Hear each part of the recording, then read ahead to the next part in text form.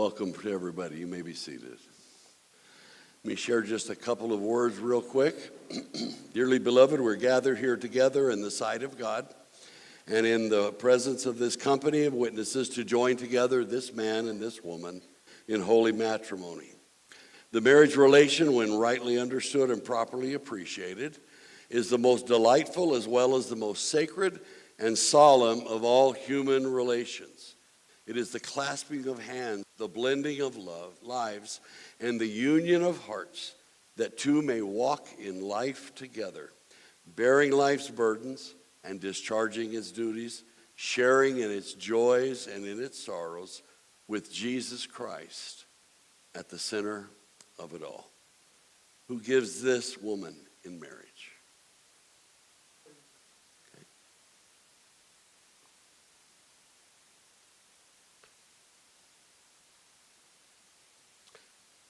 This time we're going to have a couple of songs to share, and Jeremy and Madeline are going to lead us.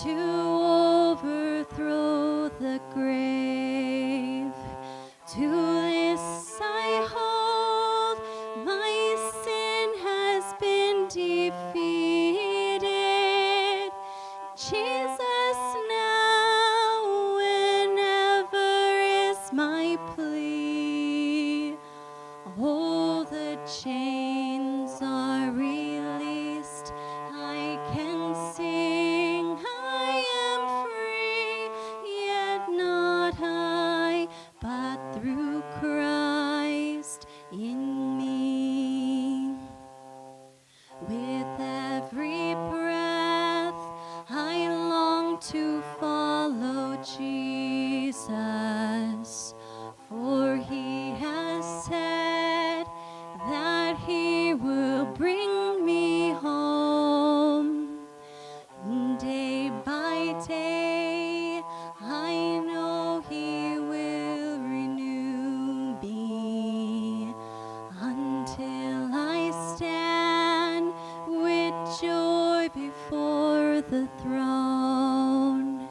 To this I hold, my hope is only Jesus.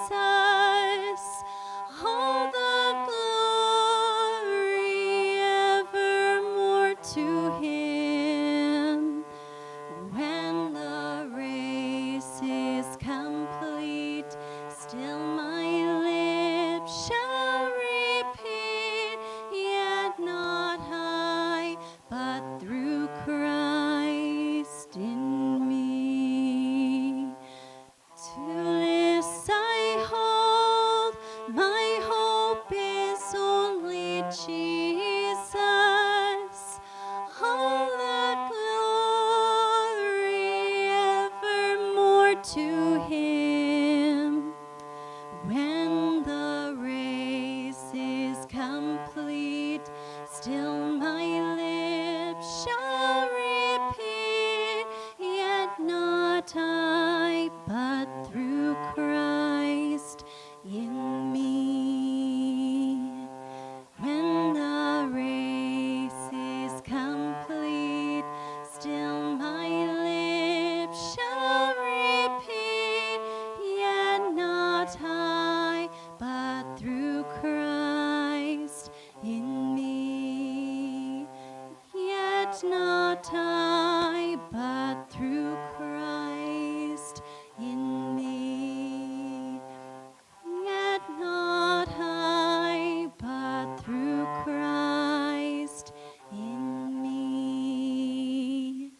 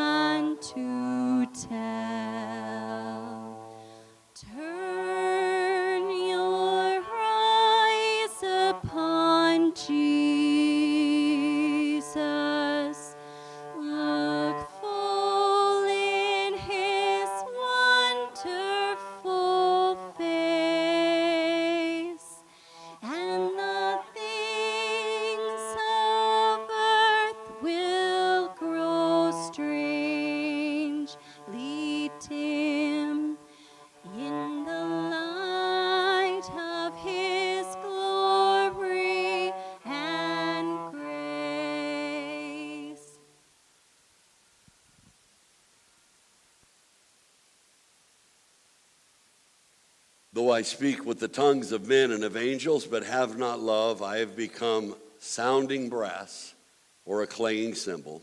And though I have the gift of prophecy and understand all mysteries and all knowledge, and though I have all faith so that I could remove mountains, but have not love, I am nothing.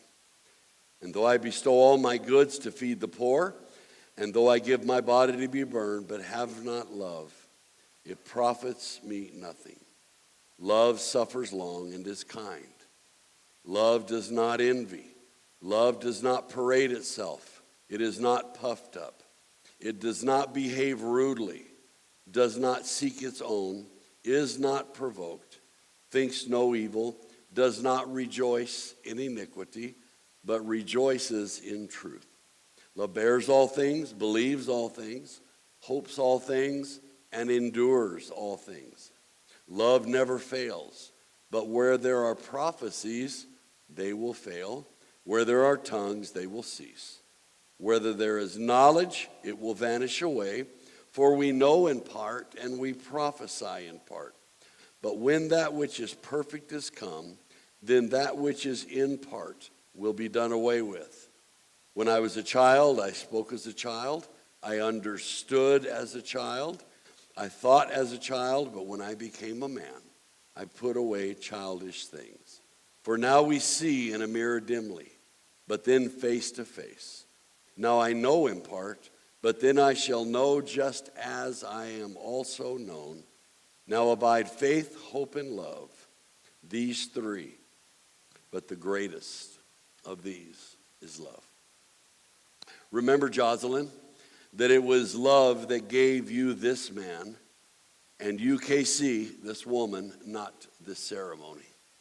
Your marriage must stand and endure, not by the authority of a marriage license or the strength of a wedding certificate, for these are only pieces of paper, but rather by the strength of your love and the endurance of your faith in each other on the foundation of Jesus Christ, without which no marriage can truly be happy. Casey and Jocelyn, I charge you both before God, the great searcher of hearts, that if any of you or anyone know any reason why you may not lawfully be joined in marriage, so now confess.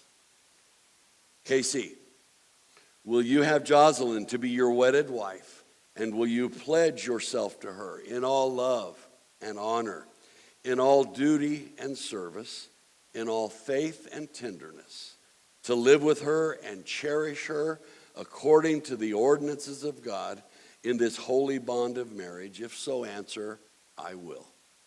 I will. Jocelyn, will you have KC to be your husband? And will you pledge yourself to him in all love and honor, in all duty and service, in all faith and tenderness, to live with him and cherish him according to the ordinances of God in this holy bond of marriage? If so, answer, I will. Casey and Jocelyn, it is a chief moment in life when two people who are strangers to one another are drawn together, first of all by God, and an irresistible attraction, so that their souls cannot henceforth be divided by time and space. When a single woman sees in a man the dream of purity and sweetness which ever haunted his soul, and when a single man, she finds the rest and satisfaction her heart has been seeking. It is a revelation from God and makes all things new. It is the hand of God's providence and guidance, and it annuls every argument of chance. Today you are performing an act of utter faith, believing in one another as Christ is your foundation. As you, KC, give yourself to Jocelyn, I encourage you to inspire her heart in the great affairs of life and her chosen calling. And Jocelyn, as you give yourself to KC, I encourage you to inspire his heart in the great affairs of life and his chosen calling. Casey and Jocelyn, since you wish your marriage to be touched with perennial beauty, cherish those gracious dreams, hopes, and desires which have arisen in your heart during the days of your courtship and through your times of prayer and spending time together.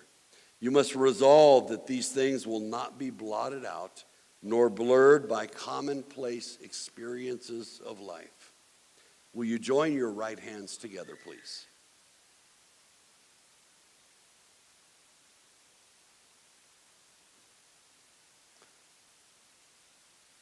Casey, the one whose hand you now hold is giving to you alone that which is more sacred than life itself. She's giving you her heart, her love, her devotion, her future. More than any other person on earth, you hold the key to her happiness and welfare in your hands as God enables you.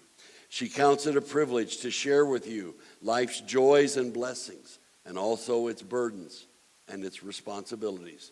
You have endeared yourself to her through the courtship days. Like Ruth of old, she is saying, whither thou goest, I will go. Whither thou lodgest, I will lodge. Thy people shall be my people, and thy God shall be my God. Do you, KC, pledge to her your undivided love? If so, answer, I do. Repeat after me. I, KC, take you, Jocelyn, to be my lawful wedded wife, and I do promise and covenant before God and these witnesses to be your loving and faithful husband in plenty and in want, in joy and in sorrow, in sickness and in health, so long as we both shall live. Jocelyn, the one's hand who you now hold, is giving to you the richest and noblest treasure a young woman can receive. He's giving you his heart, his love, his devotion, and his future. More than any other person on earth, his life will be in your hands. The world may often misunderstand him, but your encouragement will lift him up. The burdens may be heavy, but the light of your smile will lighten every load. Your words of tenderness and love will be his cheer and comfort. He has chosen you to be the queen of his home because he has found in you that depth of character, that appreciation of things that are significant, that oneness of purpose within the vocation that he will pursue in life and to which you will be a helpmate. Do you, Jocelyn, now pledge to him your undivided love? If so, answer, I do. Repeat after me. I, Jocelyn, take you, Casey, to be my lawful wedded husband, and I do promise and covenant before God and these witnesses to be your loving and faithful wife in plenty and in want, in joy and in sorrow, in sickness and in health, so long as we both shall live. What tokens do we bring? We bring rings. Go ahead.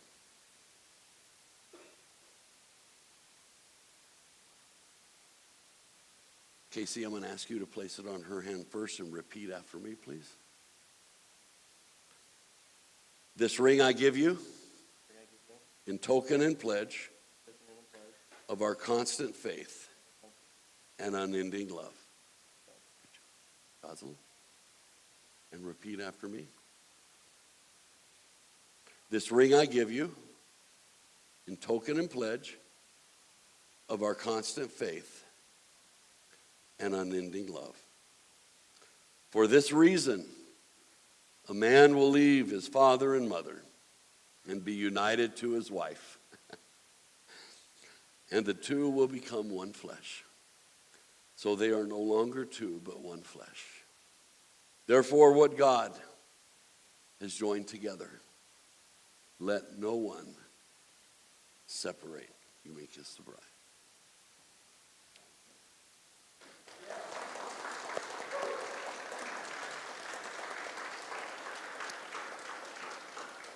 Okay.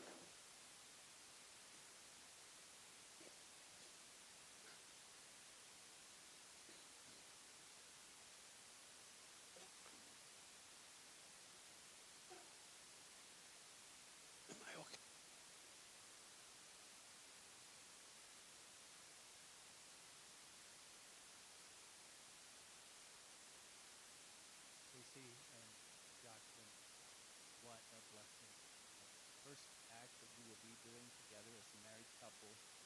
to wash one another's feet as a symbol of serving one another throughout your married life. As you honor this principle, this godly principle, God will surely bless you and be with you, directing and guiding you. Now, Jesus first gave us this example of washing one another's feet in John chapter 13, which I will read at this time.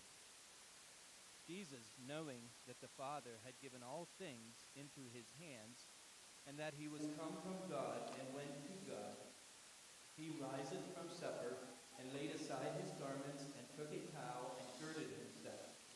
After that, he poureth water into a basin, and began to wash the disciples' feet, and to wipe them with the towel wherewith he was girded.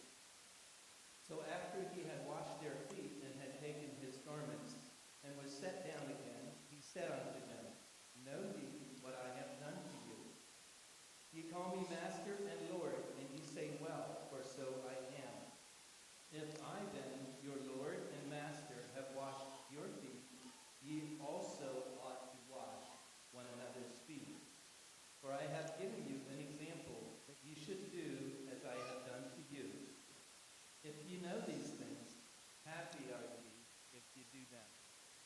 And let me add that God has multitudes of principles in the Word of God for married couples to follow and to walk in. And I am trusting and believing that you will walk the ways of the Lord all the days of your life. God will keep your marriage intact, not only intact, but a blessing as you care for one another, serve one another, live for one another, and show forth the glory of God to the world through your marriage.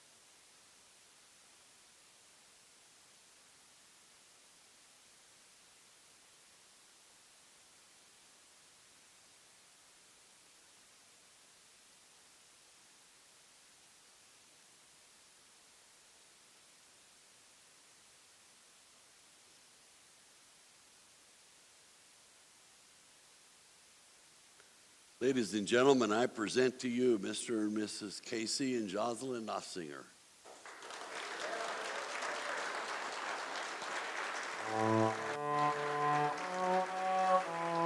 Would you stand?